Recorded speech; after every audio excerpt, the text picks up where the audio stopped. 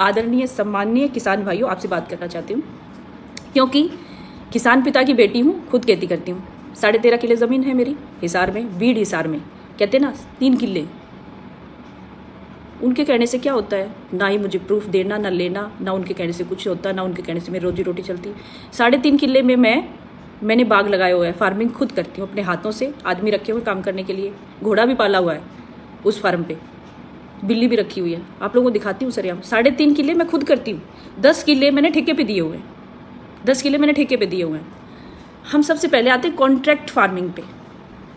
3 जो कानून है, 3 कानून के विषय में हम अलग अलग दिन बात करेंगे। आज सिर्फ कॉन्ट्रैक्ट फार्मिंग पे बात होगी। जो मुझे कहते हैं ना, बता तो सही क्या अच्छा है, आज मैं बताना चाहती हूँ। भारतीय जनता पार्टी की सरकार, भारतीय जनता पार्टी की कार्यकर्ता होने के नाते, सिर्फ कार्यकर्ता होने के नाते नहीं, एक किसान की बेटी होने के नाते भी मेरे किसान भाइयों को मैं बताना चाहती हूँ इस कानून में की अच्छाई, इस कानून में अच्छा क्या है मैं वो बताना चाहती हूँ। अच्छा क्या है इस कानून में, कॉन्ट्रैक्ट फार्मिंग किसको कहते हैं। हम 2 विषय और हैं, 2 कानून और हैं, उन पे आगे बात करेंगे। अब हमारा लाइव स्टार्ट होता है। जिसको मेरे रिकॉर्डिंग करनी हो, ये तो फालतू की बातें थी, छोटी मोटी बातें थी, हंसी मजाक था, वो छोड़ दीजिए। सही मायने में अगर आपको रिकॉर्डिंग करनी है तो मुद्दे की और पत्ते की बात तो अभी है। अगर आप मेरी बात से सहमत ना हो, स्टार्ट करिए रिकॉर्डिंग। अगर आप मेरी बात से सहमत ना हो तो मैं आपके साथ धरने पे किसान आंदोलन में बैठ जाऊंगी। और अगर आप मुझे कहेंगे तेरी बात सच साबित नहीं हुई, इस चौराहे पे आपको हम फांसी लटकाएंगे, तो मैं फांसी लटकने के लिए तैयार हो जाऊंगी। लेकिन मेरी बात सुनो पहले। मेरी बात यह है कॉन्ट्रैक्ट फार्मिंग की जो मैं बात कर रही हूँ, एक कानून जो है, बाकी 2 कानून पे हम आगे बात करेंगे अगले लाइव में। कॉन्ट्रैक्ट फार्मिंग क्या है, उसको कैसे डिफाइन करेंगे हम, इसकी परिभाषा क्या है। मतलब कॉन्ट्रैक्ट, किसी से कॉन्ट्रैक्ट करना ज़मीन का, या उस ज़मीन पे हम क्या उगाते हैं उस सामान का, या जो भी उस पे उगाई जाती है फसल, अनाज, सब्जियां, जो भी उस ज़मीन पे चीज़ें होंगी, उसका कॉन्ट्रैक्ट, अनुबंध कहेंगे हम उसको, कॉन्ट्रैक्ट।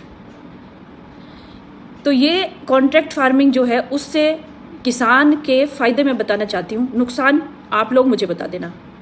अगर ये समझ में ना आए आपको, अगर नुकसान अगर होता है तो मैं आप लोगों के साथ धरने पे बैठने को तैयार हूँ। कॉन्ट्रैक्ट फार्मिंग में क्या करते हैं, हम सालों से कॉन्ट्रैक्ट देते आए हैं, ज़मीनों का लेते भी हैं देते भी हैं। पिछले 100 सालों से हमारे यहाँ कॉन्ट्रैक्ट खेती होती है, ठेके पे ज़मीन देते हैं हम। मैंने अभी क्यों बताया था, मेरी 13.5 एकड़ ज़मीन जो है, मैं 3.5 किले खुद करती हूँ, बाग लगा रखा है, 10 किले मैं ठेके पे देती हूँ। 20 साल तक लोनी से किसान खान नूरदीन ने 20 साल तक या 15 साल तक उसने ठेके पे ज़मीन ली हमारी खेती की 13.5 एकड़ पे।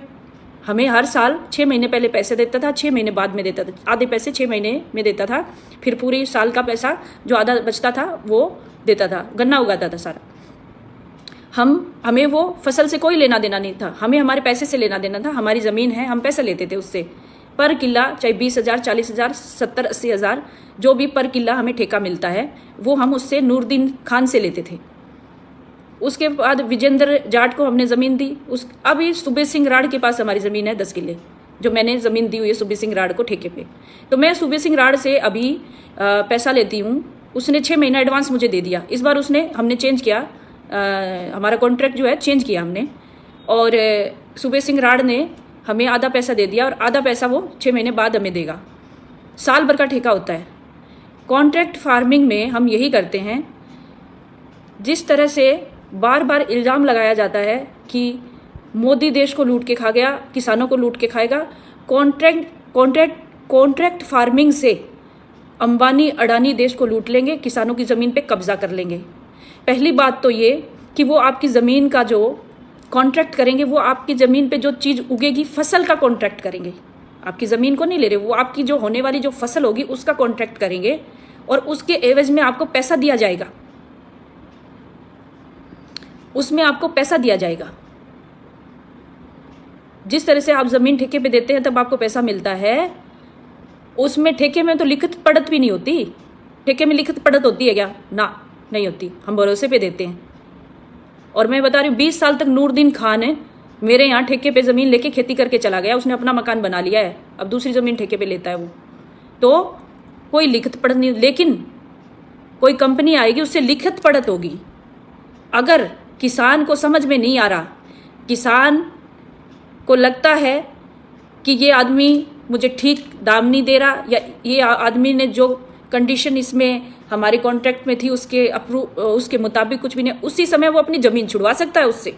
ये अधिकार भारत सरकार ने दिया है आपको इस कानून के जरिए। ये कानून आपको सुरक्षित किए है। इसमें ये जो बिल आया है, ये कानून आया है, इसने आपको सुरक्षित किया है किसान को कि आप उस कॉन्ट्रैक्टर से अपनी ज़मीन वापस ले सकते हो, क्योंकि आपके पास कागज़ आ जाएगा।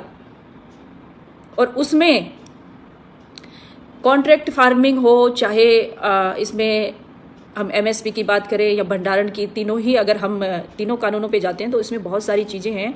इस कानून के तहत आपको भंडारण के लिए खुद जो सरकार है आपको 90% लोन देती है, वो किसान सब्सिडी देती है, किसान के लिए ही देती है, वो कॉन्ट्रैक्टर को नहीं देती, वो किसान को देती है। हाँ, हम बात कर रहे थे कॉन्ट्रैक्ट फार्मिंग की। तो कॉन्ट्रैक्ट फार्मिंग में जिस तरह से बहुत सारी चीज़ें हैं, हम लोग हमेशा यही कहते आए कि किसानों को मजबूत बनाना है। हमने हमेशा यही मांग रखी, मैं भी उन लोगों में शामिल हूँ, किसान को मजबूत बनाने वालों में। जब मजबूत बनाने के लिए कोई सरकार आगे आके खड़ी हुई, तब ये भ्रम फैला दिया गया कि आपकी ज़मीनों पे कब्जा हो जाएगा। कब्जा, जब आप ठेके पे ज़मीन देते हो, आज तक किसी कब्जा हुआ है क्या? मुझे ये बता दो। ठेके पे ज़मीन दी हुई किसी का कब्जा रिकॉर्ड दिखा दो, किसी का भी, किसी का ठेकेदार ने, किसी ने मतलब ज़मीन लिया और वो आपकी ज़मीन पे कब्जा कर लिया और आपसे ज़मीन छीन लिया। जब आप ठेके पे ज़मीन, बिना कागज़ वाले को ही कब्जा नहीं करने दिया आप लोगों ने, तो आप जो कागज़ होगा कॉन्ट्रैक्ट का, तो कैसे कब्जा कर लेने दोगे आप? अरे हरियाणवी हो, कब्जा कर लेने दोगे? और पंजाब वालों कब्जा कर लेने दोगे क्या? मैं तो ना करने दूँ अपनी ज़मीन पर कब्जा, लठ है मेरे हाथ में। और सब कहे, सारे किसान गए, कोई ना अपनी ज़मीन पर कब्जा करने दे।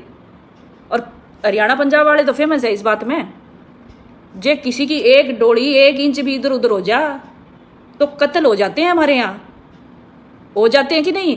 ज़मीन के लिए भाई भाई को मार देता है। वो तो अंबानी अडानी की बात कर रहे हो आप, वो केला गया तारा। जब एक डोली ज़मीन के लिए भाई भाई का खून कर दे है, तो ताम पूरी ज़मीन दे दोगे अंबानी अडानी ने? बात बताओ। मैंने किसान भाइयों थे, सुनो कि मेरी वीडियो ज़रूर देखियो। सारे भाइयों से अनुरोध है, मेरी इस वीडियो को शेयर करो, ताकि उन भोले भाले किसानों तक ये बात पहुंच सके। इन लोगों ने जो ये बैठे हैं ना किसान आंदोलन के नाम पे, जो लोग भड़काते हैं भोले भाले किसानों को, उन किसानों तक हमारी बात पहुंचे और ये लोग भड़का ना सके उनको। भाई, जब आप अपने खेत में चाहे कोई पानी ना लगाने दे, चाहे अपना खेत का कोई रास्ता हो, किसी की ज़मीन 1 इंच भी इधर उधर हो जा तो कत्ल हो जाते हैं। रोज़ मैं आदमपुर विधानसभा में रोज़ देखूं, आज यहाँ मर्डर हो गया, आज वहाँ मर्डर हो गया। बहुत मर्डर होते हैं, और किसके लिए होते हैं? 99% ज़मीन के लिए। और हरियाणा तो फेमस है पूरी दुनिया में ज़मीन के लिए। हरियाणा और पंजाब ज़मीन के लिए मरने मारने में फेमस है। इससे मैं बदनाम नहीं कर रही हरियाणा पंजाब को, भाई हमारा खून ही ऐसा है। हमारी ज़मीन के लिए, ज़मीन हमारी माँ है, ज़मीन के लिए हम मर मिट सकते हैं। और आप बात करते हो बीजेपी की, पार्टी की, भारतीय जनता पार्टी, मुझे कहते हो ना मैं दल्ली हूँ बीजेपी पार्टी की, मुझे कहते हो ना पहले मैं किसान की बेटी हूँ। और थारे खातर जे मैंने पार्टी भी छोड़नी पड़ी ना, मैं छोड़ दूंगी। मैंने यूं बता दो इस कानून में खराबी की है, जे इस कानून में खराबी पावेगी थे बता दोगा मैंने, तो मैं पार्टी छोड़ दूंगी, तारे सागर धरने पर बैठ जाऊंगी। एमएसपी पे कानून बनाने की दिक्कत है भाई, इसका जवाब दूंगी जरूर अगले लाइव में। अगले लाइव में एमएसपी पे जवाब देंगे हम। किसान मेरा परिवार है भाई, किसान मेरा परिवार है। मैं अपने परिवार का नुकसान नहीं होने दूंगी। ये आंदोलन कर रहे हैं ना किसानों का नुकसान करने के लिए, मैं आंदोलन कर रही हूं किसान के सम्मान के लिए, किसान को फायदा हो, उसकी आय दुगनी हो, उसके मुनाफे के लिए आंदोलन करूंगी मैं।